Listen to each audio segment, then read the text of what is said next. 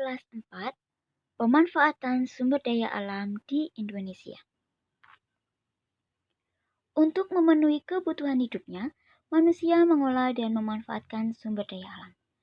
Pengelolaan dan pemanfaatan sumber daya ini sangat berpengaruh terhadap lingkungan. Pengelolaan dan pemanfaatan yang tidak memperhatikan kelestarian tentu akan merusak lingkungan dan berakibat buruk juga terhadap kehidupan manusia. Nah, hasil teknologi dalam penggunaan sumber daya alam. Pengolahan bahan dasar yang ada dilakukan secara sederhana, ada pula yang dilakukan secara rumit atau modern. Pengolahan yang bersifat sederhana menggunakan cara dan alat yang sederhana pula. Hasil teknologi. Yang pertama, bahan baku beras dari gabah. Setiap hari kita mengkonsumsi nasi. Nasi berasal dari beras yang dimasak dengan ukuran tertentu.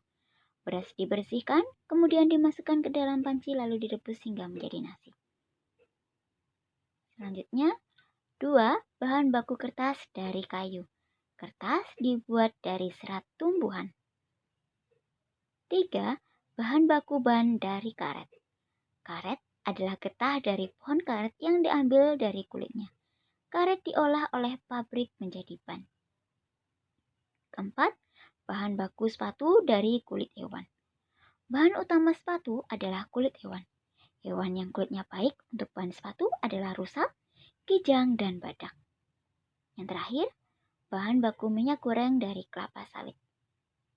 Kelapa sawit banyak ditanam di lahan perkebunan.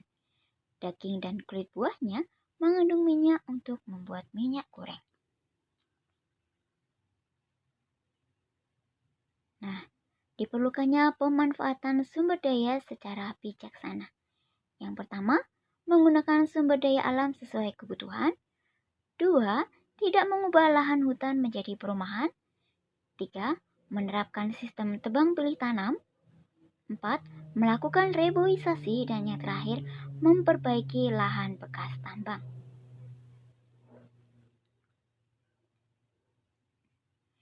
Dampak pengambilan bahan tanpa usaha pelestarian.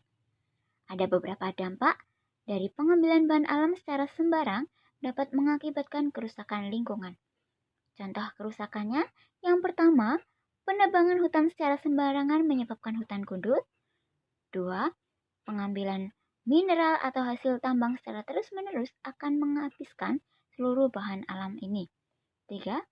Pembukaan tanah untuk pertanian dan pemukiman kadang-kadang dilakukan dengan cara membakar hutan, sehingga hutan di Indonesia akan semakin habis.